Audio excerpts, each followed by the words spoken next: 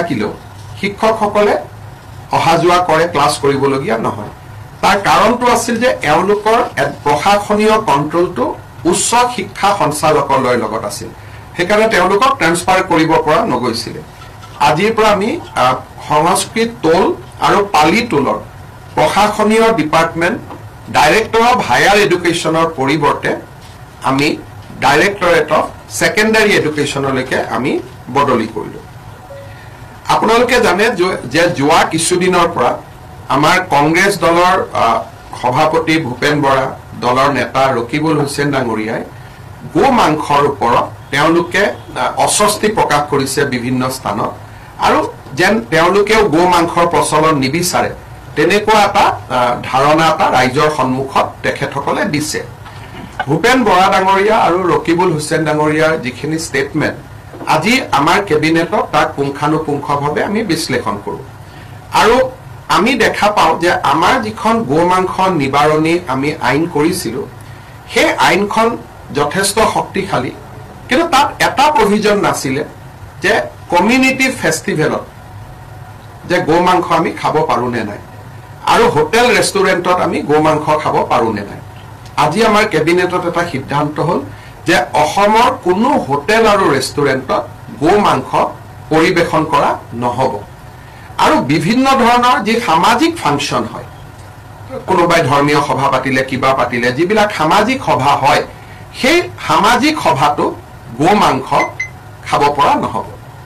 যিটো এটা অভিযোগ আছিলে যে কোনোবাই গো মাংস দি দিলে, তাৰমানে পাব্লিকলি খালে। এতিয়াৰ পৰা public consumption of beef has been totally prohibited from today. So in no restaurant, in no hotels and in no public places beef can be served. So etu amar jikhon act asile সেই actot ekhini ami notun provision logam, aru moi bhabu je ei provision by ei ব্যবস্থায় amar jitu originally যে আমি অসমত cattle prohibition কৰিব খুজো সেই ব্যৱস্থাকো টনকিয়াল কৰিব, আৰু ৰকিবুল হুছেইন আৰু ভূপেন বৰাই যিখিনি বিচাৰি আছিলে ডাইৰেক্টলি ইনডাইৰেক্টলি সেইখিনিতো অলপ আগবাঢ়ি যাব। গতিকে আমি আশা কৰিম যে এই ব্যৱস্থাত কংগ্ৰেছ দলে আমাক সমৰ্থন কৰিব, তাক আমি আশা কৰিছোঁ।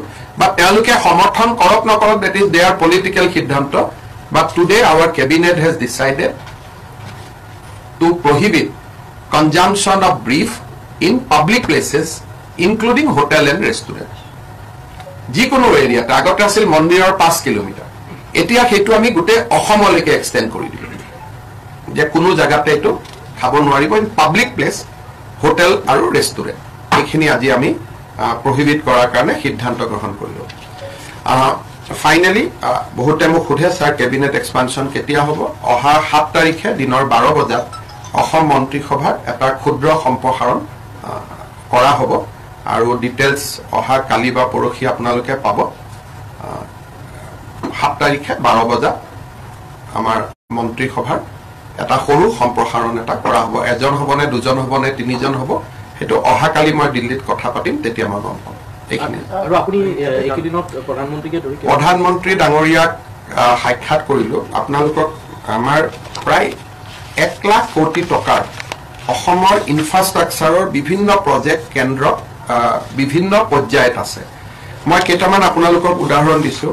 আমি 25 ফেব্ৰুৱাৰীৰ আগতে আমি কেইবাটাও কাম অনুমোদনৰ কাৰণে চেষ্টা কৰিছোঁ। এটা হ'ল বঙাইগাঁও ৰিফাইনেৰীৰ শোধন ক্ষমতা 5 মিলিয়ন মেট্ৰিক টনলৈকে বৃদ্ধি কৰা এটা প্ৰকল্প। দ্বিতীয় প্ৰকল্পটো হ'ল নামৰূপৰ যিটো আমাৰ ফাৰ্টিলাইজাৰ কোম্পানী আছে তাৰ যিটো এক্সপানশ্যন প্ৰায় 10,000 কোটি টকা লাগিব, সেই প্ৰকল্পৰ অনুমোদন কৰোঁ। তৃতীয়তে আমাৰ গুৱাহাটী ৰিং ৰোড, নাৰেংগী কুৰুৱা ব্ৰিজ সহ তাৰ যাতে প্ৰধানমন্ত্ৰী ডাঙৰীয়াই আধাৰশিলা কৰিব পৰা অৱস্থালৈকে যায় আমাৰ ইনভেষ্টমেণ্ট আৰু ইনফ্ৰাষ্ট্ৰাকচাৰ সামিটৰ আগতে। সেই সময়তে যাতে আমাৰ কাজিৰঙাৰ এলিভেটেড কৰিডৰটোৰ ওপৰতো এটা সিদ্ধান্ত হয়। সেই সময়তে যাতে আমাৰ নুমলীগড় আৰু গহপুৰৰ মাজত টানেলটো সম্পূৰ্ণ হয়। তৃতীয়তে আমি এটা বহুত ডাঙৰ প্ৰজেক্টত কাম কৰি আছোঁ, সেইটো হ'ল গুৱাহাটীৰ পৰা আমি বৰাপানীলৈকে যাম, আৰু বৰাপানীৰ পৰা শিলচৰ 4 ঘণ্টাত গৈ পাব পৰা প্ৰায় 25,000 কোটি টকা ব্যয় হ'ব। সেইটো কয় এক্সপ্ৰেছ হাইৱে, অৰ্থাৎ প্ৰথম আপুনি যাব বৰাপানীৰ পৰা সিধাই গৈ আপুনি শিলচৰ এইটো যেটো ইষ্ট ওয়েস্ট কৰিডৰ হৈ আছে হাফলং দি তাত যেহেতু পাহাৰুৱা ৰাস্তা কেতিয়াবা ভাল হ'ব পাৰে কেতিয়াবা বেয়া হ'ব পাৰে তাৰ কাৰণে এটা বহুত ডাঙৰ প্ৰজেক্ট চিন্তা কৰা হৈছে যে ৰাতিপুৱা আপুনি শিলচৰত গৈ গধূলি যাতে ঘূৰি আহিব পাৰে তেনেকুৱা এটা প্ৰকল্প চিন্তা কৰি তাৰ বিষয়ে আমি প্ৰধানমন্ত্ৰী ডাঙৰীয়াক এটা নিবেদন কৰা হৈছে যে আপুনি এটো কনসিডাৰ কৰক তেতিয়া আমাৰ খুব ফাস্ট হ'ব 1.5 ঘণ্টা বৰাপানী গৈ আৰু নেক্সট 3.5 ঘণ্টাত আপুনি ৰবি কোনটো জায়গাত গৈ পাম পাঁচগ্ৰামত গৈ পাব পাৰো সো এই এটা ডাঙৰ প্ৰজেক্ট সেকেন্ড হল মৰিগাঁওৰ পৰা দৰং সংযোগী ব্ৰহ্মপুত্ৰৰ ওপৰত আৰু এখন দলং নাৰেংগী কুৰুৱাৰ লগতে আৰু এখন দলং সো এনেকে বহুত কেইটা প্ৰজেক্ট আমি ভাৰত চৰকাৰৰ লগত কথা পাতি আছো এইবোৰটো এনে সপোন লাগে কিন্তু প্ৰধানমন্ত্ৰী ডাঙৰীয়াই মোক কৈছে যে গোটেই লিষ্টখন নহলেও যিমানখিনি কৰিব পৰা যায় তেখেতে অসমৰ কাৰণে কৰিব চেষ্টা কৰিব গতিকে ইমান ডাঙৰ লিষ্ট হলে 1 লাখ কোটি মান লাগিব কিন্তু তথাপিতো তেখেতে মোক কথা দিছে যেনেকে ৰিফাইনাৰী এক্সপানশনটোতে 8-9 হাজাৰ কোটি লাগিব ফাৰ্টিলাইজাৰ 10,000 কোটি লাগিব শিলচৰ ৰাস্তাটো হলে 25,000 কোটি টকা লাগিব যদি তলত আমাৰ টানেলটো হয় 12,000 কোটি টকা লাগিব গুৱাহাটী ৰিং ৰোডত 8,000 কোটি এলিভেটেড কৰিডৰটো হলে 8,000 কোটি তাৰমানে গোটেইবোৰ মিলিলে শিলচৰ ৰাস্তাটোত অকলে 25,000 25,000 ক্ৰছ গতিকে এইবিলাক একোটা বহুত ডাঙৰ কথা কিন্তু প্ৰধানমন্ত্ৰী ডাঙৰীয়াই আশ্বাস দিছে যে গোটেই লিষ্টখন নহলেও 25 ফেব্ৰুৱাৰীলৈকে তেওঁ অসমক যিমান পাৰে ভাল খবৰ দিবৰ কাৰণে চেষ্টা কৰিব তাৰ লগত আমাৰ গুৱাহাটীৰ দুই পাৰে জাগিৰোড আৰু পলাশবাৰী এই গোটেই প্ৰকল্পখিনিক লৈ গুৱাহাটী খামৰি দুখন স্যাটেলাইট সিটিৰো কথা চলি আছে তাতো প্ৰায় 10,000 কোটি টকাৰ বিনিয়োগৰ কথা আছে গতিকে বিভিন্ন ধৰণৰ আঁচনি আমি 25 ফেব্ৰুৱাৰীৰ ভিতৰত অসমৰ কাৰণে ভাল খবৰ যিমান পাৰো লব কৈছো ৰেলৰ ওপৰতো এটা ডাঙৰ প্ৰজেক্ট আছে যে গুৱাহাটীৰ পৰা ডাইৰেক্ট ভুটানলৈকে গেলেফুলৈকে এটা ডেডিকেটেড ৰেল লাইন সো গতিকে বহুত বিলাক সপোন লৈ এবাৰ আমি দিল্লীত আহিছিলো আৰু সকলো মন্ত্ৰীয়ে খুব পজিটিভলি ৰেসপন্স কৰিছে ডিপাৰ্টমেন্টে কৰিছে আৰু বহুত বিলাক কামৰ চৰ্চা হৈছে গতিকে মই ভাবো যে 25 ফেব্ৰুৱাৰীলৈকে আমি এটা এক্সাইটিং টাইম এটা অসমৰ কাৰণে বহু বিলাক কাম আমি 25 ফেব্ৰুৱাৰীৰ সামিটলৈকে কৰিব পাৰিম বুলি মই আশা কৰিছো অখিল গগৈ এটা কথা কৈছিল আপুনি এই বিলাক কামত আৰু অখিল গগৈৰ ওপৰত আপুনি 25,000 কোটি টকা ৰাস্তা টানেল এলিভেটেড কৰিডৰ ইয়াৰ লগত অখিল গগৈ খাপ খায় নেকি কিন্তু তেওঁ এটা প্ৰশ্ন কৰিছিল মই কলো না আপোনালোকৰ কাৰণে অখিল গগৈটো ডাঙৰ মানুহ মোৰ কাৰণে টানেল ডাঙৰ কথা ৰিফাইনাৰী এক্সপানশন ডাঙৰ কথা গতিকে এইটো গোটেই আপুনি এইটো প্ৰশ্ন সুধি যে এতিয়া আপোনাক গালি পাৰিব মানে এই খাপ নোখোৱা কথা কৰপা কৈ দিলে স্যাৰ মন্ত্ৰীসভা সম্পৰ্কৰ লগতে ৰাজ্যিক সভাপতিও কিবা ৰাজ্যিক সভাপতি নিয়মতে আমাৰ এজন সভাপতি দুবাৰ থাকিব পাৰে গতিকে ভৱেশ কলিতা ডাঙৰীয়াক দলে দ্বিতীয়বাৰ সভাপতিও নিৰ্বাচন কৰিব পাৰে বা পৰিৱৰ্তনো কৰিব পাৰে কিন্তু ইউজুৱেলি আজিলৈকে আমাৰ দলত যিমান প্ৰেসিডেন্ট হৈছে সকলো দ্বিতীয়বাৰলৈকে দুটা টাৰ্ম সকলোৱে পায় এটো নিয়ম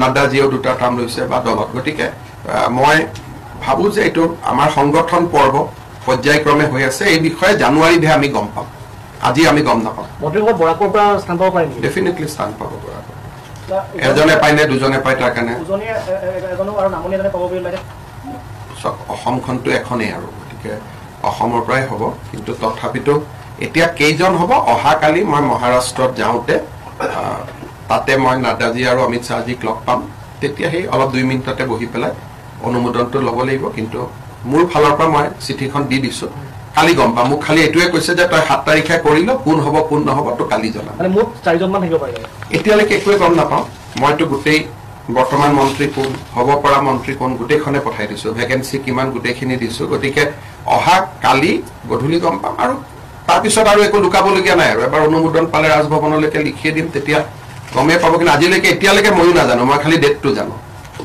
কিন্তু হয়তো এনেকুৱা হ'ব পাৰে মাত্ৰ এজনে থাকি যাব পাৰে বা তেওঁলোকে ভাবি চিন্তি কিবা পৰিৱৰ্তন কৰিও ক'ব পাৰে মোৰ ভিউজখিনি মই কালি দি দিছো কিন্তু তেওঁলোকে মোক অহা কালি জনাম বুলি কৈছে सर गो मांग का नोटिफिकेशन हिंदी में कोई नहीं नতুন नोटिफिकेशन हमारे असम में हमें गो हत्या को निश्चित करने के लिए कानून लाया थे ये 3 साल हो गया उससे हमें काफी सफलता हम मिला हूं लेकिन अभी आगे जाके हम ये निर्णय किया हूं कि असम में गो मांस कोई भी रेस्टोरेंट और होटल में सर्व नहीं होगा और साथ में कोई पब्लिक फंक्शन में भी या पब्लिक प्लेस में भी ये सर्व नहीं किया जाएगा सो ये हमने कंप्लीटली होटल रेस्टोरेंट और पब्लिक प्लेस में बीफ को हमें कंजम्पशन ऑफ बीफ मांस को खाना हमने आज से बंद करने का निर्णय लिया। पहले हमारा ये निर्णय था कि मंदिर का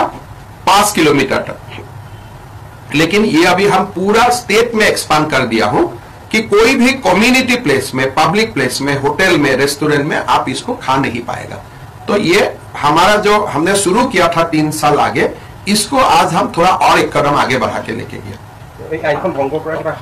আছে বহুত শাস্তি আছে তাতে, আপোনালোকে পঢ়ি ল'ব।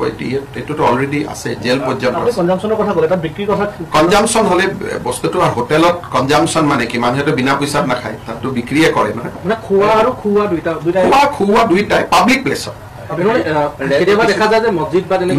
মানে পাব্লিক প্লেচ বুলি কৈছো। প্ৰাইভেট প্লেচটো বেলেগ, পাব্লিক প্লেচটো বেলেগ। দেখা গৈছে কিছুমান ৰেষ্টুৰেণ্ট আছিলে যি কেৱল গোমাংসৰ ওপৰতে ডিপেণ্ড। এইবিলাক বন্ধ হ'ব আৰু তেওঁলোকে শাক পাচলি বিক্ৰী কৰিব।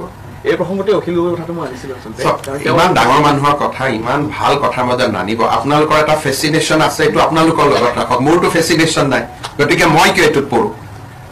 এনেকুৱা ইণ্টাৰেষ্টটো মোৰ নাই। গতিকে আপোনালোকৰ ইণ্টাৰেষ্ট আছে, লগ পালে কথা বাৰ্তা পাতি থাকিব। মোৰতো তেওঁৰ প্ৰতি কোনো ফেচিনেশ্যন নাই। উৰিষ্যা চিএমে শপত গ্ৰহণ প্ৰথম দায়িত্বভাৰ গ্ৰহণ কৰি তেওঁ যিহেতু কৈছিলে যে অসমলৈ আহি অসমৰ চাহ জনগোষ্ঠী যিবোৰ লোক আছে তেওঁলোকৰ ওপৰত আপত্তি কি আছে? আপত্তি কি আছে? আমাৰ অসমৰ চাহ জনজাতিৰ লোক বহুত ভাল অৱস্থাত আছে। গতিকে আহিলেতো আমি ষ্টেট গেষ্ট ডিক্লেয়াৰ কৰি দিম, আমিতো ভাল পাম না।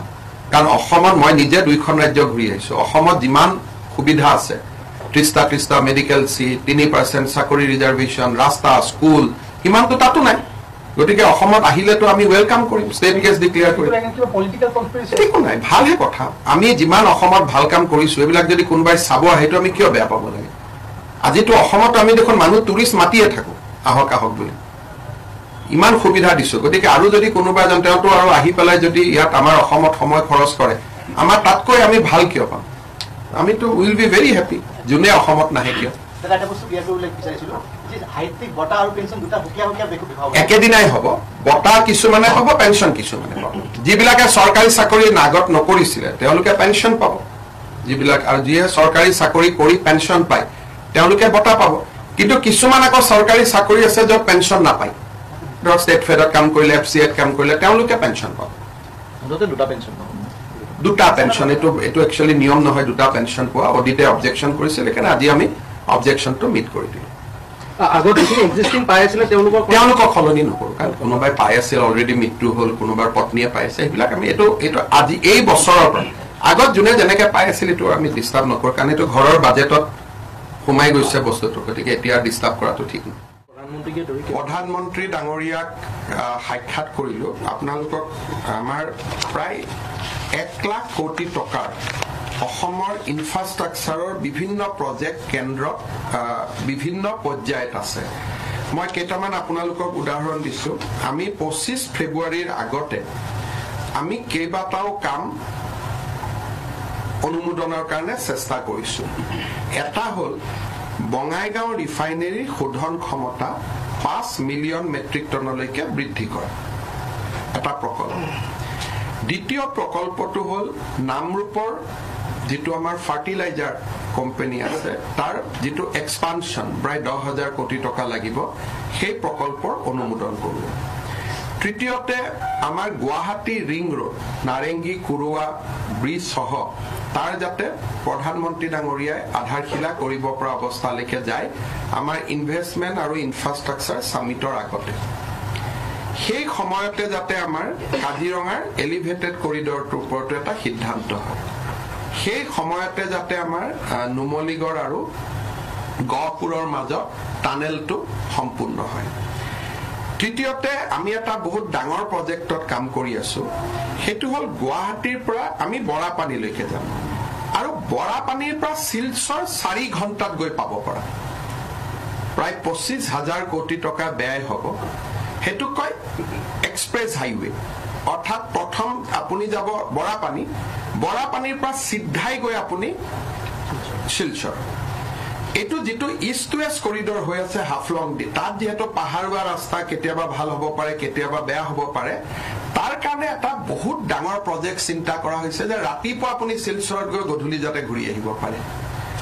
তেনেকুৱা এটা প্ৰকল্প চিন্তা কৰি তাৰ বিষয়ে আমি প্ৰধানমন্ত্ৰী ডাঙৰীয়াক এটা নিবেদন কৰা হৈছে যে আপুনি এইটো কনসিডাৰ কৰক তেতিয়া আমাৰ খুব ফাষ্ট হ'ব 1.5 ঘণ্টা বৰা পানী গৈ আৰু নেক্সট 3.5 ঘণ্টাত আপুনি ৰবি কোনটো জায়গাত গৈ পাম পঞ্চগ্ৰামত গৈ পাব পাৰো সো এই এটা ডাঙৰ প্ৰজেক্ট সেকেন্ড হল মৰিগাঁৱৰ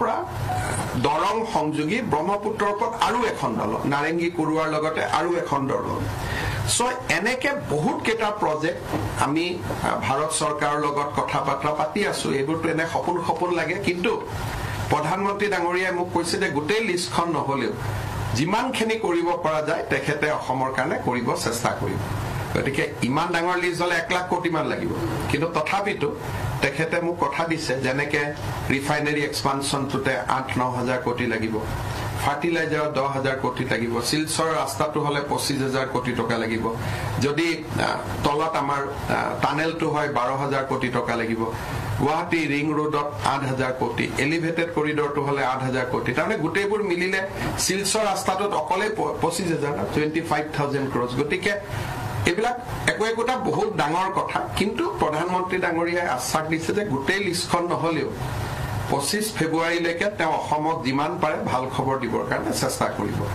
তাৰ লগত আমাৰ গুৱাহাটীৰ দুয়ো পাৰে জাগিৰোড আৰু পলাশবাৰী এই গোটেই প্ৰকল্পখিনিক লৈ গুৱাহাটীক সামৰি দুখন স্যাটেলাইট সিটিৰো কথা চলি আছে তাতো প্ৰায় 10,000 কোটি টকাৰ বিনিয়োগৰ কথা আছে গতিকে বিভিন্ন ধৰণৰ আঁচনি আমি 25 ফেব্ৰুৱাৰীৰ ভিতৰত অসমৰ কাৰণে ভাল খবৰ যিমান পাৰো লব কৈছো ৰেলৰ ওপৰতো এটা ডাঙৰ প্ৰজেক্ট আছে যে গুৱাহাটীৰ পৰা ডাইৰেক্ট ভূটানলৈকে গেলেফুলৈকে এটা ডেডিকেটেড ৰেল লাইন সো গতিকে বহুত বিলাক সপোন লৈ এবাৰ আমি দিল্লীত আহিছিলো আৰু সকলো মন্ত্ৰীয়ে খুব পজিটিভলি ৰেসপন্স কৰিছে ডিপাৰ্টমেন্টে কৰিছে আৰু বহুত বিলাক কামৰ চৰ্চা হৈছে গতিকে মই ভাবো যে 25 ফেব্ৰুৱাৰীলৈকে আমি এটা এক্সাইটিং টাইম এটা অসমৰ কাৰণে বহুবিলাক কাম আমি 25 ফেব্ৰুৱাৰী সামিটলৈকে কৰিব পাৰিম বুলি মই আশা কৰিছো অখিল গগৈ এটা কথা কৈছিল আপুনি এইবিলাক কামত আৰু অখিল গগৈ আৰু ওপৰত আপুনি 25,000 কোটি টকা ৰাস্তা টানেল এলিভেটেড কৰিডৰ ইয়াৰ লগত অখিল গগৈ খাপ খায় নেকি কিন্তু মই ক'লো না আপোনালোকৰ কাৰণে অখিল গগৈটো ডাঙৰ মানুহ মোৰ কাৰণে টানেল ডাঙৰ কথা ৰিফাইনাৰী এক্সপানশন ডাঙৰ কথা গতিকে এইটো গোটেই আপুনি এইটো প্ৰশ্ন সুধি যে এতিয়া আপোনাক গালি পাৰিব মানুহ যে এই খাপ নোখোৱা কথা ক'ৰ পৰা কৈ দিলে স্যাৰ মন্ত্ৰীসভা সম্পৰ্কৰ লগতে ৰাজ্যিক সভাপতিও কিবা ৰাজ্যিক সভাপতি নিয়ম মতে আমাৰ এজন সভাপতি দুবাৰ থাকিব পাৰে গতিকে ভৱেশ কলিতা ডাঙৰীয়াক দলে দ্বিতীয়বাৰ সভাপতিও নিৰ্বাচন কৰিব পাৰে বা পৰিৱৰ্তনো কৰিব পাৰে কিন্তু